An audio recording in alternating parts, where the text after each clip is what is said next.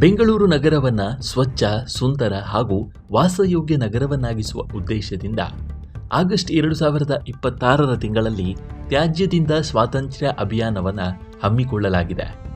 ಈ ಅಭಿಯಾನದಡಿಯಲ್ಲಿ ಗ್ರೇಟರ್ ಬೆಂಗಳೂರು ಪ್ರಾಧಿಕಾರದಡಿಯಲ್ಲಿ ಆಡಳಿತ ಹೊಂದಿರುವ ಎಲ್ಲ ನಗರ ಪಾಲಿಕೆಗಳು ಹಾಗೂ ಇತರೆ ಸಂಸ್ಥೆಗಳ ವತಿಯಿಂದ ನಗರದ ರಸ್ತೆಗಳಲ್ಲಿ ಕಪ್ಪು ಚುಕ್ಕೆಗಳು, ಕಟ್ಟಡ ಮತ್ತು ಭಗ್ನಾವಶೇಷ ತ್ಯಾಜ್ಯ, ಮರದ ಕೊಂಬೆಗಳು, ವಿದ್ಯುತ್ ಕಂಬಗಳು, ಪೈಪುಗಳನ್ನು ಸಾಮೂಹಿಕವಾಗಿ ತೆರವುಗೊಳಿಸಲು ಉದ್ದೇಶಿಸಲಾಗಿದೆ. ಹೀಗಾಗಿ ಖಾಲಿ ನಿವೇಶನಗಳ ಮಾಲೀಕರು ತಮ್ಮ ನಿವೇಶನಗಳನ್ನು ಸ್ವತಃ ಸ್ವಚ್ಛಗೊಳಿಸದಿದ್ದರೆ 25ರಿಂದ 1 ಲಕ್ಷ ರೂಪಾಯಿವರೆಗೆ ದಂಡ ಹಾಕುವ ಎಚ್ಚರಿಕೆಯನ್ನು ಗ್ರೇಟರ್ ಬೆಂಗಳೂರು ಪ್ರಾಧಿಕಾರ ನೀಡಿದೆ. ಘನತ್ಯಾಜ್ಯ ನಿರ್ವಹಣಾ ಉಪವಿಧಿಗಳು 2020 ಅನ್ವಯ ಖಾಲಿ ನಿವೇಶನಗಳನ್ನು ಸ್ವಚ್ಛ ಹಾಗೂ ನೈರ್ಮಲ್ಯಯುತ ಸ್ಥಿತಿಯಲ್ಲಿ ನಿರ್ವಹಿಸುವುದು ಮಾಲೀಕರ ಜವಾಬ್ದಾರಿಯಾಗಿದೆ. ಈ ಹಿನ್ನೆಲೆಯಲ್ಲಿ ನಗರದ ಎಲ್ಲ ಖಾಲಿ ನಿವೇಶನಗಳ ಮಾಲೀಕರಿಗೆ ಸೂಚನೆಗಳನ್ನು ನೀಡಲಾಗಿದೆ. ನಗರದಲ್ಲಿನ ಖಾಲಿ ನಿವೇಶನಗಳ ಮಾಲೀಕರು ತಮ್ಮ ನಿವೇಶನಗಳಲ್ಲಿ ಶೇಖರಣೆ ಆಗಿರುವ ತ್ಯಾಜ್ಯ ಡೆಬ್ರಿಸ್ ಅನ್ನು ದಿನಾಂಕ 15/8/2026 ಒಳಗಾಗಿ ತಪ್ಪದೆ ಸ್ವಚ್ಛಗೊಳಿಸತಕ್ಕದ್ದು.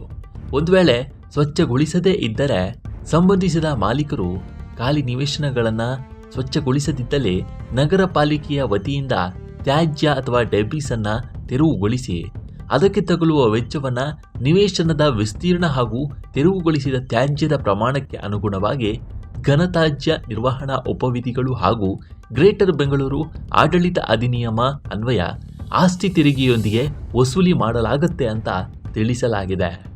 ತೆರಿಗೆ ಬಾಕಿಯನ್ನು ಕರ್ನಾಟಕ ಭೂಕಂದಾಯ ಕಾಯ್ದೆ 1964 ಅನುಸಾರ ವಸೂಲಾತಿ ಕ್ರಮ ಜರುಗಿಸಲಾಗುವುದು.